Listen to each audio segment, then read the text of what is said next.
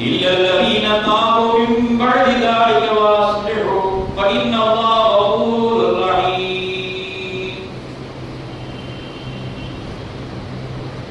ربي اشرح لي صدري ويسر لي أمري واحلل عقدة من لساني يفقهوا قولي. ربي زدني علما وارزقني فهما. எம்பெருமானார் ஸல்லல்லாஹு அலைஹி வஸல்லம் அவர்கள் ஸலவாத்தை சொல்வோமாக. அல்லாஹும்ம ஸல்லி அலா முஹம்மது அல்லாஹும்ம ஸல்லி அலைஹி வஸல்லம் அல்லாஹும்ம ஸல்லி அலா முஹம்மது அல்லாஹும்ம ஸல்லி அலைஹி வஸல்லம் அல்லாஹும்ம ஸல்லி அலா முஹம்மது அல்லாஹும்ம ஸல்லி அலைஹி வஸல்லம் அல்லாஹும்ம ஸல்லி அலா முஹம்மது யா ரப்பி ஸல்லி அலைஹி வஸல்லம். அன்னாரம் குருவத்தார்கள், தோழர்கள், இமாம்கள், பெரியோர்கள், நாதார்கள், ஷேக்மார்கள், குறிப்பாக நம்மவர்கள் அனைவர்கள் மீதும் உலக மக்கள் அனைவர்கள் மீதும் அல்லாஹ்வின் சாந்தியும் சமாதானமும் கருணையும் ஏற்றமும் இன்றிருந்து நெருங்கிக் கொண்டே இருக்கட்டுமாக. அல்லாஹ்வின் நல்லடியார்களே, அருமை பெரியார்களே, நாம் புனிதமான ஒரு மாதத்தை முடித்து எல்லா அமல்களையும் செய்து இறைவனுடைய திருப்தியை பெற்றவர்களாக வந்திருக்கின்றோம். ஏனென்றால் அல்லாஹ் எந்த அமல்களில் நன்மையை வைத்திருக்கின்றான், எந்த செயல்பாடுகளில் நன்மையை வைத்திருக்கின்றான், எந்த குணப்பாடுகளில் நன்மையை வைத்திருக்கின்றான், எந்த உதவிப்பாடுகளில் நன்மை வைத்திருக்கின்றான், எந்த இபாதத்துகளில் நன்மை வைத்திருக்கின்றான், எந்த அமல்களில் நம்மை நன்மை வைத்திருக்கின்றான், எந்த திக்ர்களில் நன்மை வைத்திருக்கின்றான் என்பது அல்லாஹ்வுக்கு தான் தெரியும். ஆகவே தான் ஒவ்வொரு சூஃபியாக்கள், ஒவ்வொரு மகான்கள் எல்லா அமல்களையும் செய்து விடுவார்கள். இதிலே அல்லாஹ்வுடைய திருப்தி இருக்கின்றதா, அதிலே இருக்குமா, இதிலே இருக்குமா என்று தேடி தேடி கண்டுபிடித்து ஒவ்வொரு அமல்களையும் செய்து முடிப்பார்கள். இதுதான் நம்ம அமல் என்று மட்டிட மாட்டார்கள், குறிப்பிட மாட்டார்கள். நாம் 5 வேளை தொழுகிறோம், அதுதான் நமக்குடைய கடமை என்று குறிப்பிட மாட்டார்கள். 5 கடமைகள் தான் நம்முடைய கடமை என்று நிப்பாட்டிவிட மாட்டார்கள். தொழுகை, நோன்பு, ஜகாத், ஹஜ்ஜி இதுதான் நம்முடைய கடமைகள் என்று மட்டிட மாட்டார்கள். ஏனென்றால் இதையும் தாண்டி இறைவனுடைய அன்பு, இறைவனுடைய இபாதத்து அதையும் தாண்டி இருக்கின்றது என்று மகான்கள் நமக்கு சொல்லித் தந்திருக்கிறார்கள். உதாரணமாக ஷேഖனா ஆரிஃப் நாயகம், சுல்தான் ஆரிஃப் நாயகம் அவர்கள் எந்த அளவுக்கு இருந்தார்கள் தெரியுமா? ஒரு தோட்டத்தில் நிற்கின்றார்கள், தன்னுடைய நிழல் பூமியை விழுகின்றது. அந்த நிழலை தேடி ஒரு வெட்டுக்கிளி நிற்கின்றது. அதை பார்க்கிறார்கள். வெட்டுக்கிளி நிழலை தேடி நம்முடைய உடலின் நிழலை அமர்ந்திருக்கின்றதே என்று அப்படியே அசையாமல் நிற்கின்றார்கள். அது பறந்து செல்கின்ற வரையில் தன்னுடைய உடலின் நிழல் அதற்கு நிழலாகும் என்று நிற்கின்றார்கள் என்றால் எவ்வளவு இபாதத்தில் அவர்கள் முன்னோடியாக இருக்கின்றார்கள். இதுவும் அல்லாஹ்வை திருப்தியா இருக்க வேண்டுமே என்று ஆதரப்பட்டார்கள். ஏதாவது ஒரு அல்லாஹ்வை திருப்திப்படுத்தும், அல்லாஹ்வுடைய படைப்புக்கு இந்த நிழலோடு திருப்தியாகட்டும் என்று மகான்கள் ஒவ்வொரு விஷயத்திலும் அல்லாஹ்வை நினைத்து நினைத்து அமல் செய்தார்கள். நாம் என்ன செய்கின்றோம்? 5 கடமைகள் முடிந்து விட்டன. தொழுதோ, நோன்பு நோற்றோம், ஜகாத் கொடுத்தோம், ஹஜ் செய்தோம், திக்ர் செய்தோம், முடிஞ்சிருச்சு. இதையும் தாண்டி என்ன செய்ய வேண்டும் என்று யோசிக்க பார்க்கின்றோம். நிறைய இருக்கின்றது. சொந்த பந்தங்களை அரவணைக்கிறது, தாய் தந்தை சீர்படுத்துவது, உற்சாக உறவினர்களை பேணுவது, நலன்களை விசாரிப்பது, நோயாளிகளை விசாரிப்பது, இப்படியாக அமல்கள் ஏராளமாக கொண்டே இருக்கின்றன. ஆகவேதான் பெருமானார் ஸல்லல்லாஹு அவர்கள் எதையாவது நன்மையை தேடிக்கொள்ளுங்கள், அல்லாஹ்வை திருப்தி அடைத்துக் கொள்ளுங்கள் என்று சொன்னார்கள். எதையாவது நன்மையை தேடிக்கொண்டு அல்லாஹ்வை திருப்தி அடைத்துக் கொள்ளுங்கள். ஒரு சமயம் சஅத் இப்னு அபீ வக்காஸ் ரலியல்லாஹு அவர்கள் பள்ளிவாசலில் நுழைந்தார்கள். பள்ளிவாசலிலே செய்தனா உஸ்மான் ரலியல்லாஹு அவர்கள் குர்ஆன் ஓதிக் கொண்டே இருக்கின்றார்கள்.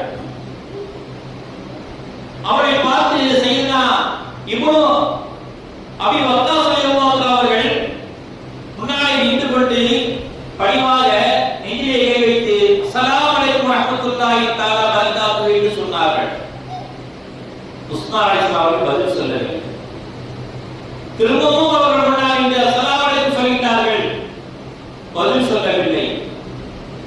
உடனே அருகிருந்த ஜனாதிபதி உமர் சையதுனா உமர் ரலியல்லாஹு அவர்கள் கேட்கின்றார்கள், இஸ்லாத்தில் ஏதாவது சட்டங்கள் மாற்றப்பட்டு விட்டதா? சலாம் சொன்னால் பதில் சொல்லக்கூடாது என்ற ஒரு சட்டங்கள் மாற்றப்பட்டு விட்டதா என்ற ஒரு அர்த்தத்திலே கேட்கின்றார்கள். உமர் ரலியல்லாஹு அவர்களும் யோசித்து சஹாபாவுக்கு என்ன சட்டம் மாற்றப்பட்டிருக்கு தெரியலையப்பா, என்ன சட்டம் என்ன சொல்லுங்களாமே, இல்ல நான் உள்ள வந்த சலாம் சொன்னேன் பதில் சொல்லவில்லையே என்று கேட்கும், யாருக்கும் சொன்னீர்கள்? உஸ்மான் ரலியல்லாஹு அவர்களுக்கு சொன்னேன் என்று சொன்ன உடனே அவர்கள் என்னை பார்த்தார்கள், நிமிர்ந்து பார்த்தார்கள், சலாம் சொன்னேன் பதில் சொல்லவில்லை. ஆக ஏதாவது சட்டம் மாற்றப்பட்டு விட்டதா? பள்ளிவாசலில் உள்ளே சலாம் சொல்லக்கூடாது, குர்ஆன் ஓதும்போது சலாம் சொல்லக்கூடாது, ஏதாவது சட்டம் மாற்றப்பட்டிருக்கிறதா என்று நான் கேட்கின்றேன் என்று சொன்ன உடனே உஸ்மான் ரலியல்லாஹு அவர்கள் அருள் கொண்டு மன்னிக்க வேண்டும், நான் குர்ஆனிலே ஆழ்ந்து ஓதிக்கொண்டிருந்தேன். அந்த ஆயத்திலே லா இலாஹா இல்லா அன்த சுப்ஹானக இன்னி குன்து மினல் ஸாலிமீன் யூனுஸ் அலைஹிஸ்ஸலாம் அவர்கள் கேட்ட துஆ என் கண் முன்னால் நிழலாடியது. என் கண்களிலிருந்து நீர் அப்படியே பொங்கி வழிந்தது. முன்னால் யார் நிற்கின்றார்கள், என்ன சொன்னார்கள் என்று தெரியாமல் மெய்மறந்து நிற்கின்றேன். எந்த அளவுக்கு தெரியுமா? யூனுஸ் அலைஹிஸ்ஸலாம் அவர்கள் கண் தெரியாத அளவுக்கு ஆழ்ந்த கடலிலே மூழ்கிவிட்டார்கள் அல்லவா? மீன் பயிற்சிக்குள் சென்று மீன் இருட்டுக்குள் இருந்து கடல் இருட்டு இரவு இருட்டுக்குள் நுழைந்து 3 இருட்டுக்குள் நுழைந்து கண் தெரியாமல் எப்படி தத்தளித்தார்களோ அந்த நிலைமையில் நான் தத்தளித்துக் கொண்டே வேறு ஒன்றும் இல்லை. அந்த ஆயத்தை ஓதி காட்டுகின்றார். இதுதான் காரணம். நான் வீட்டிலிருந்து ஓதிக்கொண்டிருந்தேன். முன்னால் யார் நிற்கின்றார்கள், யார் சலாம் சொன்னார்கள் என்று தெரியவில்லை. நிமிர்ந்து பார்த்தது கூட நான் அறியவில்லை. ஆகவே மன்னித்துக் கொள்ளுங்கள் என்று பதில் சலாம் சொல்லுகின்றார்கள். அஸ்ஸலாமு அலைக்கும் வரஹ்மத்துல்லாஹி சொன்ன உடனே வஅலைக்கும் ஸலாம் வரஹ்மத்துல்லாஹி அவர்கள் சொல்லி காட்டினார்கள். அதற்காக அல்லாஹ்விடம் மன்னிப்பு கேட்கின்றார். யா அல்லாஹ், ஒரு மனிதர் சலாம் சொல்வதற்கு பதில் சொல்ல முடியாமல் நான் இன்று தயங்கிட்டு விட்டேனே, என்னை மன்னிக்க மாட்டாயா? என் மன்னிப்பை ஏற்றுக்கொள்ள மாட்டாயா? என்னுடைய சலாத்தை ஏற்றுக்கொள்ள மாட்டாயா? ஒரு மனிதர் கேட்கின்ற அளவுக்கு என்னுடைய நிலைமை ஆகிவிட்டதே என்று உஸ்மான் ரலியல்லாஹு அவர்கள் உடனே மன்னிப்பு கேட்கின்றார்கள் என்றார். உடனே சஅது ரலியல்லாஹு அவர்கள் சொல்லி காட்டினார்கள், உஸ்மான் ரலியல்லாஹு அவர்களே, இந்த ஆயத்தை பற்றி பெருமானார் ரசூலுல்லாஹி ஸல்லல்லாஹு அலைஹி வஸல்லம் சொல்லி காட்டினார்கள். லா இலாஹா இல்லா அன்த சுப்ஹானக இன்னி குன்து மினல் ஸாலிமீனுடைய சிறப்பு என்ன என்று தெரியுமா என்று பெருமானார் ரசூலுல்லாஹி ஸல்லல்லாஹு அலைஹி அவர்கள் என்னிடம் சொல்லிக் கொண்டிருக்கின்ற நேரத்திலே ஒரு கிராமவாசி வருகின்றார். அவர் ஏதோ கேள்வி கேட்கின்றார். உடனே பெருமானார் ரசூலுல்லாஹி ஸல்லல்லாஹு அலைஹி அவர்கள் மதிப்பு அளித்து அந்த கிராமவாசிக்கு பதில் சொல்லிவிட்டு இதை விட்டு விட்டார்கள். நான் ஞாபகப்படுத்தினேன், யா ரசூலுல்லாஹ், எதுக்கும் பதில் தாருங்களே என்று சொன்னேன். உடனே பெருமானார் ரசூலுல்லாஹி ஸல்லல்லாஹு அலைஹி அவர்கள் சொல்லி காட்டினார்கள், இந்த ஆயத்தை ஓதியவர் துஆ கேட்கின்றார்களோ, லா இலாஹா இல்லா அன்த சுப்ஹானக இன்னி குன்து மினல் ஸாலிமீன் இந்த துஆவை ஓதி கேட்கின்றார்களோ, அவர் அனைத்து தேவையை அல்லாஹ் பூர்த்தி செய்வார், அனைத்து கஷ்டங்களை நீக்கி விடுவார், அனைத்து தேவைகளையும் நிறைவேற்றி தருவார். ஏனென்றால் ஒரு அடியார் மனப்பூர்வமாக ஒப்புக்கொள்ளப்பட்ட ஒரு வாக்கியம். லா இலாஹா இல்லா அன்த, மனத்துக்குரியவர் உன்னை தவிர யாருமே இல்லை.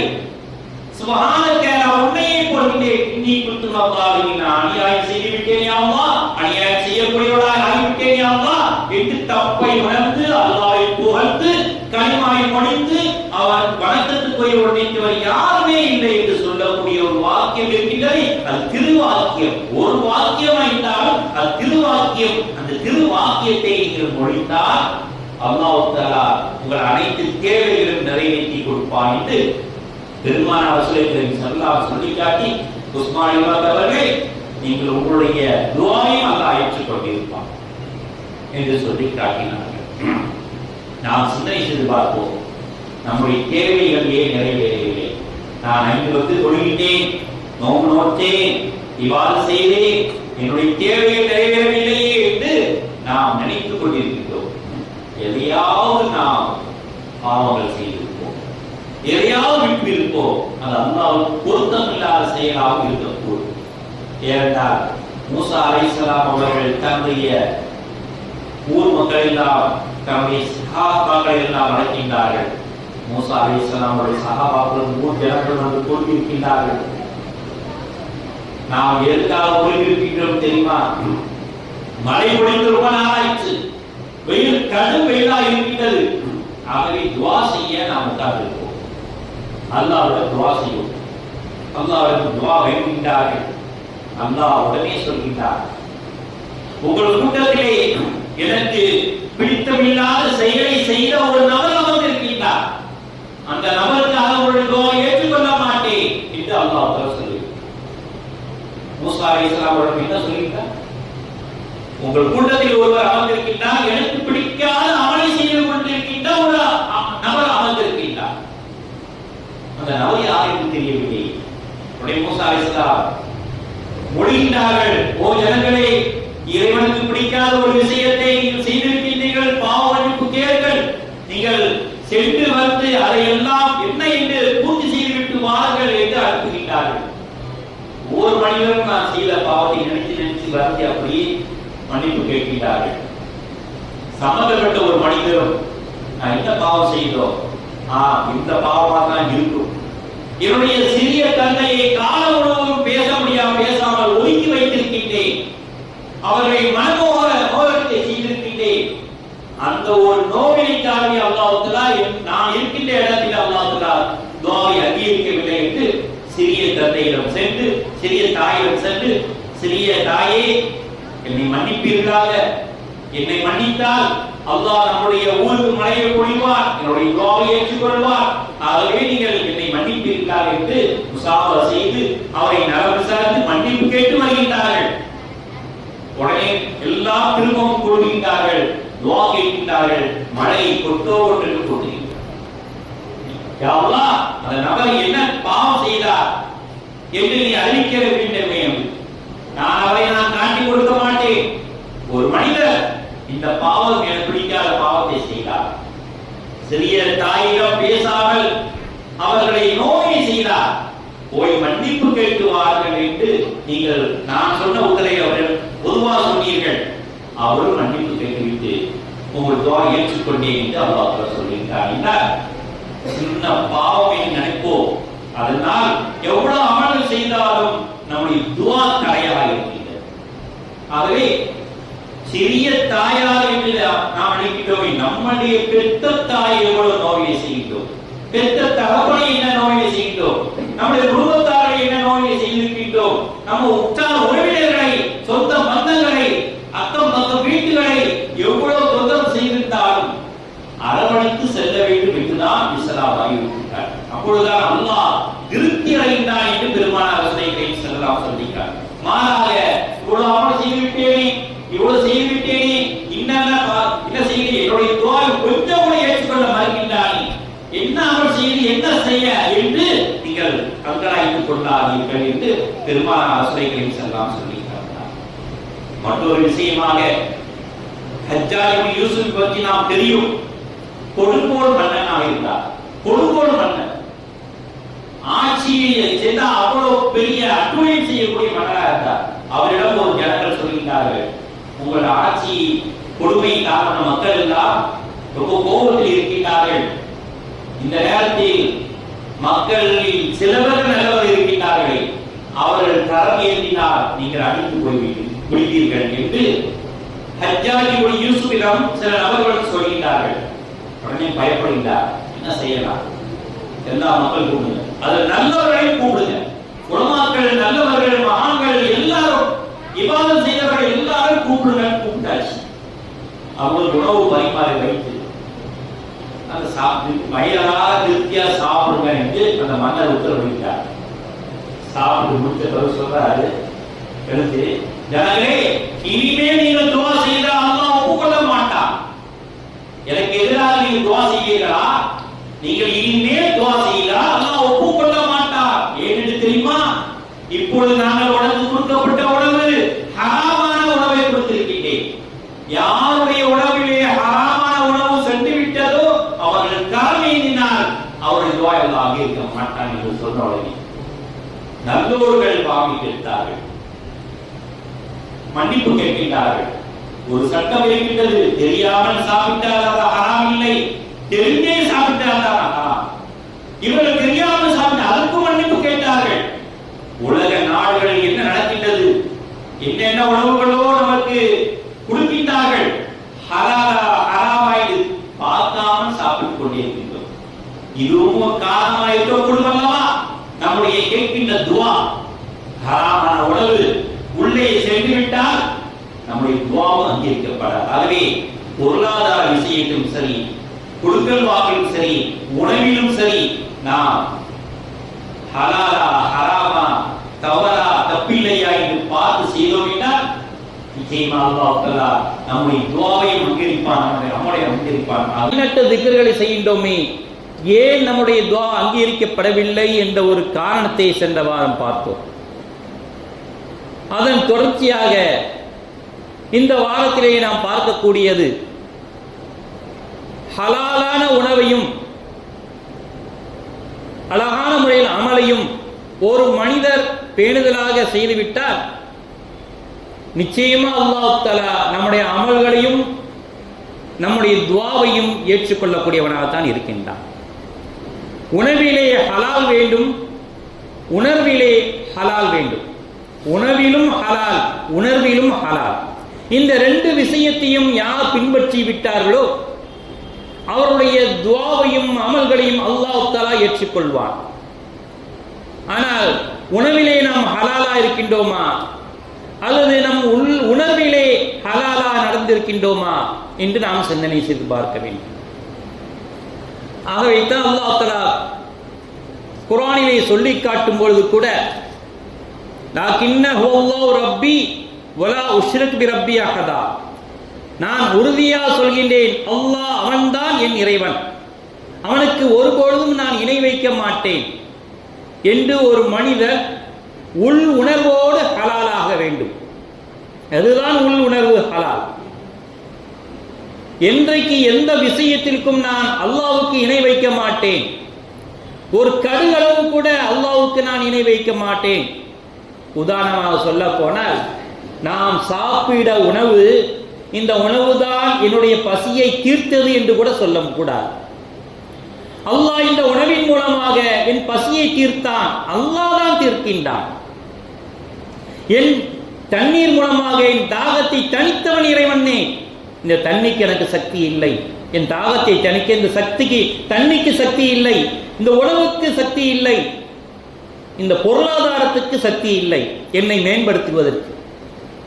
இந்த பொருளாதாரம் தான் என்னை கால் உள்ள வைத்தது என்று சொன்னாலும் அது இணை வைத்ததற்கு ஒப்பாக ஆகிவிடுகின்றது. எல்லாமே இறைவன் தான். கைகால் சலாமத்தை கொடுப்பதும் இறைவன் தான், ஹலாலான உடமையை சாப்பிட வைப்பதும் இறைவன் தான். இப்படி இறைவனோடு இணைத்து இணைத்து பேச வேண்டும். அப்பொழுதுதான் இணை வைப்பதுகள் அங்கே மரணித்துவிடும். என்றைக்கு இறைவனோடு இணைத்து இணைத்து பேசுகின்றோமோ அன்றைக்கு இணை வைத்தல் இறந்து போகும். இணை வைத்தலே இருக்காது என்று பெரியவர்கள் நமக்கு அழகான முறையை சொல்லி காட்டியிருக்கின்றார்கள். உதாரணமாக சொல்ல போனால் ஒரு ஏழை ஒரு பணக்காரிடம் வந்து கேட்கின்றார், செல்வந்தரே, உங்களுக்கு எவ்வளவு வீடுகள் இருக்கின்றன, எத்தனையோ வீடுகள் வைத்திருக்கின்றீர்கள், ஒரு வீடு தாருங்களே, நான் அதில் குடியிருக்கின்றேன் என்று சொன்ன உடனே அந்த பணக்காரர் சொல்லுகின்றார், ஓ மனிதனே, இந்த வீடை எடுத்துக்கொள், ஆனால் ஒரு கண்டிஷன், வாடகை கொடுக்க வேண்டாம், நீ காலமுள்ள இருந்துக்கோ, நான் என்னுடைய ஆள்களை அழைத்து உன்னை காலி செய்யக்கூடிய நேரத்தில் நீ காலி செய்ய வேண்டும், அதுவரையும் நீ குடியிருந்து கொள் என்று அந்த செல்வந்தர் அந்த மனிதருக்கு ஒப்புதல் கொடுக்கின்றார். இந்த மனிதருக்கு ஒரு சொந்தமான ஒரு வீடு இருக்கின்றது, சிறிய வீடு இருக்கின்றது. அதை விட்டுவிட்டு இந்த வீட்டிலே அடைக்கலம் புகின்றார். தன்னுடைய வாழ்வாதாரத்தெல்லாம் செலவழித்து அந்த வீடை அலங்காரப்படுத்துகின்றார். அதுக்குண்டான செலவுபாடுகளை ஏராளமாக செலவழித்தார். சுகபோகமான வாழ்கின்றார். ஒரு காலம் வந்தது, செல்வந்தர் தன்னுடைய ஆட்களை அழைத்து அந்த மனிதரிடம் அந்த வீடை கைப்பற்றுங்கள் என்று சொல்லுகின்றார். அப்பொழுதுதான் எண்ணுகின்றார், இப்பொழுது நாம் என்ன செய்வது, இவ்வளவு செலவழித்து 60 ஆண்டுகள் இந்த வீட்டில் இருந்து விட்டோமே, இனிமேல் எங்கே செல்வது? நம்முடைய சொந்த வீடு, சின்ன வீடுக்கு சென்று பார்ப்போம் என்றால் அதுக்குண்டான தயார் இல்லை. அதை மறந்துவிட்டார். அது பாலடைந்து போய் கிடக்கின்றது. பூரானும் தேளும் பாச்சானும் நிறைந்து குடியிருக்கக்கூடிய ஒரு இதா இருக்கின்றது. அப்போ அந்த வீடை கிளீன் பண்ணி கொண்டே இருந்தால் இது எப்பொழுதாவது காலி பண்ண சொல்லிவிட்டால் அந்த வீடு நாம் பிரயோஜனமாக இருக்குமே. அதை கண்டும் காணாமல் விட்டு விட்டோமே. இப்பொழுது பல ஜந்துகள் குடியேறிவிட்டதே, இப்போ நாம் அதில் குடியேற முடியுமா என்று அவர் நினைத்துக் கொண்டிருக்கின்றார். பெரிய பணக்காரர் யார் என்று தெரியுமா? நம்மை படைத்த அல்லாஹ். நாம் வசிக்கக்கூடிய வீடு அவன் போட்ட பிச்சை. நமக்கு இருக்கக்கூடிய சின்ன வீடு நாம் மரணித்தால் கொடுக்கக்கூடிய கபூர். அந்த கபூரை நீங்கள் சரியாக பயன்படுத்த வேண்டும். எந்த ஒரு இணை வைக்கிறதும் இல்லாமல் அப்பொழுது இபாதத் செய்து கொண்டு அல்லாஹ்வை வணங்கிக் கொண்டு இருப்பதுதான் நம்முடைய கபூரை சுத்தமாக வைப்பதற்கு சமம். மாறாக இந்த உலகத்தில் கிடைத்த வீடுகளை பயன்படுத்தி கொண்டு சுகபோகமாக வாழ்ந்து கொண்டு அதிலே சொகுசாக வாழ்ந்து கொண்டிருந்தோம் என்றால் நம்முடைய அசல் வீடாக இருக்கக்கூடிய கபூராக இருக்கக்கூடிய அந்த வீடை நாம் பாலடைந்து விட்டதுக்கு சமமாகி விடுகின்றது என்று இந்த சம்பவத்தின் மூலமாக விளக்குகின்றார்கள். அசல் வீடு, உரிமையான வீடு எது? இந்த வீடா? இது வாடகை வீடு. இந்த உலகம் வாடகை உலகம். இந்த வீடு வாடகை கொடுக்கக்கூடிய வீடு, சொந்தமான வீடு, அதுவும் நிரந்தரம் இல்லை. எஞ்சான் உடம்புக்கு 8 அடி நிலம். அந்த நிலத்தில் கொஞ்ச நாள் தான் நமக்கு இடம் கொடுப்பார்கள். அடுத்ததாக யார் வருவார்? அடுத்த வரிசையில் வரக்கூடியவர்கள் அதிலே வருவார்கள். வந்து வந்து தங்கிக் கொண்டு சென்று கொண்டே இருப்பார்கள். ஆனால் நமக்குரிய இடத்தை நாம் பரிசுத்தப்படுத்த வேண்டாமா? ஆகவே தான் உணவிலும் ஹலாலாக வாழுங்கள், உணர்விலும் ஹலாலாக வாழுங்கள் என்று இஸ்லாம் நமக்கு முறையிலே சொல்லி காட்டுகின்றது. ஆகவே தான் ஒவ்வொரு விஷயத்தையும் நாம் பார்க்கும் பொழுது அல்லாஹ் தஆலா என்னை இணை வைக்காமல் நீங்கள் வாழ்ந்தீர்கள் என்றால் உங்களுடைய அமலையும் ஏற்றுக்கொள்வேன். ஹராமான உணவை சாப்பிடாமல் இருந்தால் உங்கள் துஆவையும் ஏற்றுக்கொள்வேன் என்று சொல்லி காட்டினார். ஆகவே தான் பெருமானார் ரசூலுல்லாஹி கரீம் ஸல்லல்லாஹு அலைஹி வஸல்லம் சொல்லி காட்டினார்கள். அபூதாவூதிலே பதிவு செய்யப்பட்ட 15-25 ஹதீஸிலே பதிவு செய்யப்பட்ட ஹதீஸா இருக்கின்றது. அல்லாஹு அல்லாஹு ரப்பி லா உஷ்ரிகு பிஹி ஷைஆ. இந்த திக்ர்களை நீங்கள் அதிகமாக ஓதிக்கொண்டே இருங்கள். ஏனென்றால் என்னுடைய ரப்பு, உனக்கு எதையும் நான் இணை வைக்க மாட்டேன் என்று நாம் ஒவ்வொரு தினமும் அனுதினமும் நம் மூளையிலே உதித்துக் கொண்டே இருக்க வேண்டும். இந்த திக்ர் காலையில் எழுந்தவுடனே இந்த திக்ரை, சின்ன ஒரு திக்ர் தான், ஆனால் ஏகப்பட்ட நன்மையை வள்ளி கொடுக்கக்கூடியது. வியாபாரத்தில் மோசமா? அல்லாஹு அல்லாஹு ரப்பி லா உஷ்ரிகு பிஹி ஷைஆ என்று ஓதிக்கொண்டே இருங்கள். குடும்பத்தில் பிரச்சனையா? அல்லாஹு அல்லாஹு ரப்பி லா உஷ்ரிகு பிஹி ஷைஆ. உங்கள் தொழிலில் பிரச்சனையா? அல்லாஹு அல்லாஹு ரப்பி லா உஷ்ரிகு பிஹி ஷைஆ என்று ஓதிக்கொண்டே இருங்கள். அனைத்து பிரச்சனைக்கும் ஒரே திறவுகோல் இந்த ஒரு களிமா தான், இந்த ஒரு திக்ர் தான்.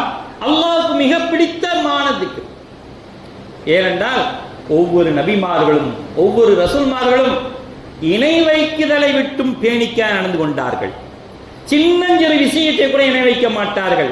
ஒருவர் எனக்கு உதவி செய்தார் என்று கூட சொல்ல மாட்டார்கள். அல்லாஹ் இந்த மனிதர் மூலமா எனக்கு உதவி செய்தான் என்றுதான் சொல்லுவார்கள். அல்லாஹ் இந்த மனிதர் மூலமாக எனக்கு உதவியை தந்தான், தொழிலை தந்தான், வியாபாரத்தை தந்தான், இப்படிதான் பேச வேண்டும் என்று இஸ்லாம் வலியுறுத்தி காட்டு. சின்னஞ்சிறு விஷயத்தில் கூட நீங்கள் இணை வைத்து விடாதீர்கள், அது ரொம்ப பேணிக்கா இருந்து கொள்ளுங்கள் என்று இமாம்கள் நமக்கு அழகான முறை வலியுறுத்தி காட்டியிருக்கிறார்கள். இப்ராஹிம் அலைஹிஸ்ஸலாம் அவர்கள் கலீலுல்லா என்று பட்டம் ஏன் சுட்டப்பட்டது? அல்லாஹ்வுடைய நண்பர் என்று ஏன் சொன்னான் அல்லாஹ்? மலக்குமார்களை விட்டு இப்ராஹிம் நபியை நீங்கள் சோதித்து வாருங்கள் என்று சொல்கின்றார். மலக்குமார்கள் எல்லாம் படையோடு வருகின்றார்கள் இப்ராஹிம் நபி அலைஹிஸ்ஸலாம் அவரை பார்க்க. மனித ரூபத்தில், நாங்கள் உங்கள் விருந்தாடியா வந்திருக்கின்றோம், வாருங்கள். ஒரு ஆடை அறுக்கின்றார்கள், அழகா சமைக்கின்றார்கள், பொறிக்கின்றார்கள், ருசிக்காக வைக்கின்றார்கள். அனைவரும் சாப்பிடும் பொழுது மலக்குமார்கள் சொல்கின்றார்கள், இப்ராஹிம் நபி அவர்களை, அழகான உணவு வைத்து விட்டீர்கள், இந்த உணவுக்கு கூலி கொடுக்காமல் நாங்கள் சாப்பிட மாட்டோம், இந்த உணவுக்கு கூலி கொடுக்காமல் நாங்கள் சாப்பிட மாட்டோம் என்று சொன்ன உடனே இப்ராஹிம் நபி அலைஹிஸ்ஸலாம் அவர்கள் சிரித்துக் கொண்டு சொன்னார்கள், கூலிதானே, ஒரே ஒரு விஷயம் சொல்லுங்கள், பேணிக்காக நடந்து கொள்ளுங்கள், அதுவே கூலியாகிவிடும். இது நான் கொடுத்த உணவு அல்ல, அல்லாஹ் கொடுத்த உணவு, ஆகவே பிஸ்மில்லாஹிர் ரஹ்மானிர் ரஹீம் என்று சொல்லி சாப்பிடுங்கள். இது நான் கொடுத்த உணவு அல்ல, அல்லாஹ் கொடுத்த உணவு, சாப்பிட முடித்து அல்ஹம்துலில்லாஹ் என்று சொல்லிக் கொள்ளுங்கள், இதுதான் கூலி என்று சொல்லி காட்டினார்கள். மலக்குமார்கள் அப்படியே மெய் சிலிர்த்து விட்டார்கள். உங்களை நண்பன் என்று சொல்லிக் கொள்வதற்கு உரித்தானவர்கள் நீங்கள் தான் என்று சொல்லி காட்டு, அல்லாஹ்வுடைய நண்பர் என்று சொல்லி காட்டுவதற்கு முழு தகுதியுடையவர்கள் நீங்கள் தான் என்று சொல்லி காட்டினார்கள். நான் கொடுத்த உணவுக்கு எனக்கு என்ன கூலி? நான் ஒன்றுமே இல்லையே, அல்லாஹ் தானே கொடுக்கின்றான், அல்லாஹ் தானே எனக்கு எல்லாத்தையும் செய்கின்றான்.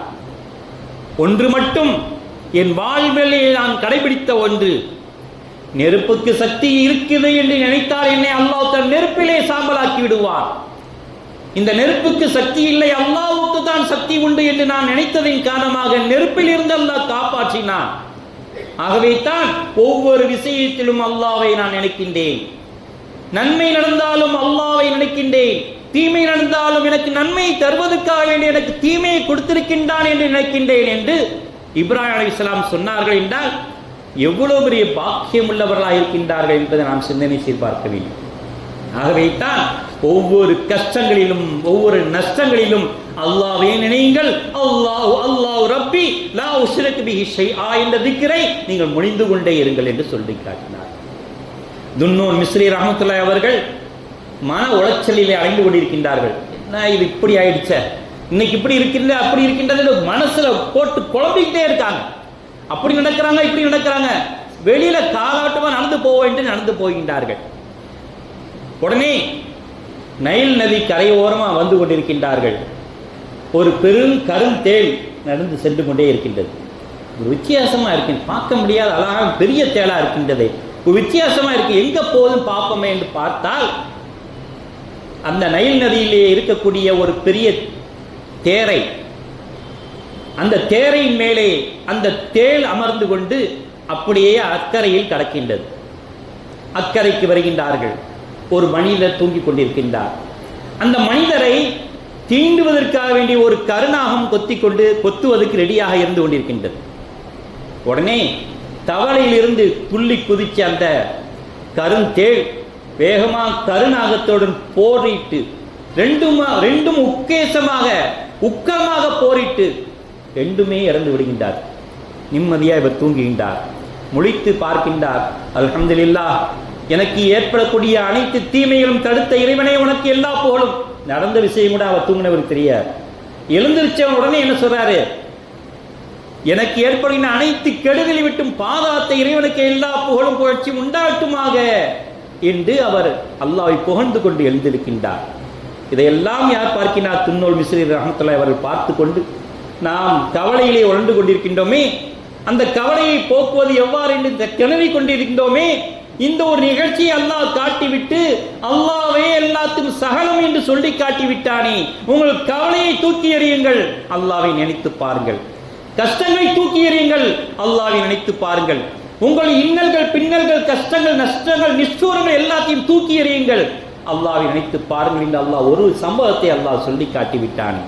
நாம் என்ன புலம்பிக் கொண்டிருக்கின்றோம், என்ன புலம்பிக் கொண்டிருக்கின்றோம்?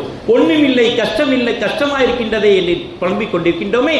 இதல்லவா உண்மையான ஈமான், இப்படி அல்லவா உண்மையாக வாழ வேண்டும் என்று அவர்கள் நினைத்து பார்க்கின்றார்கள்.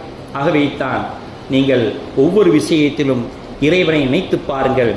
யா லைத்தனி, எனக்கு ஏற்பட்ட கை சேதமே, லம் உஷ்ரிக் பி ரப்பி அஹதா, நான் எவரையும் இணை வைக்காமல் இருந்திருக்க வேண்டுமே என்று நீங்கள் கடைசியில் அங்கலாய்த்துக் கொள்ளாதீர்கள். எல்லா விஷயத்திலும் இறைவனை நினைத்து நினைத்து ஒரு விஷயத்தில் கூட நான் இறைவனுக்கு இணை வைக்கக்கூடாது, அதிலிருந்தும் பாதுகாக்க வேண்டும் என்று அனுதினமும் நினைத்து கொண்டால் நிச்சயமாக அல்லாஹ் தஆலா நமக்கு வெற்றி அளிப்பான். அப்படிப்பட்ட வெற்றியாளருடைய கூட்டத்தை நாம் சேர்ப்பானாக. யா அல்லாஹ், நாங்கள் செய்த இபாதத்துகளை நீ ஏற்றுக்கொள்வாயாக. நாங்கள் ஹராமான உணவை சாப்பிட்டாலும் சரி, அதிலிருந்து ஹலாலான உணவை சாப்பிடக்கூடிய வைக்கக்கூடிய பாக்கியத்தை தந்தருள்வாயாக. யாரிடமும் கையேந்தக்கூடாத நிலைமையை விட்டும் பாதுகாப்பு தந்தருள்வாயாக. யா அல்லாஹ், உன் புறத்திலிருந்தே எங்களுக்கு வழங்குவாயாக. யா அல்லாஹ், எங்களுக்கு வழங்கியவர்களுக்கும் நீ தாராளமாக வழங்குவாயாக. எங்களுக்கு யாரெல்லாம் உதவி செய்தார்களோ அத்தனை பேர்களுக்கும் உதவி செய்வாயாக. ஏனென்றால் எல்லோருக்கும் உதவி செய்யக்கூட நீனாக இருக்கின்றாய் அல்லாஹ். நீயே அவருடைய கருணையாக இருக்கின்றாய் அல்லாஹ். அவர்கள் உள்ளத்தில் கருணையை போடுகின்றாய், ஆகவே அவர்கள் உதவி செய்கின்றார்கள்.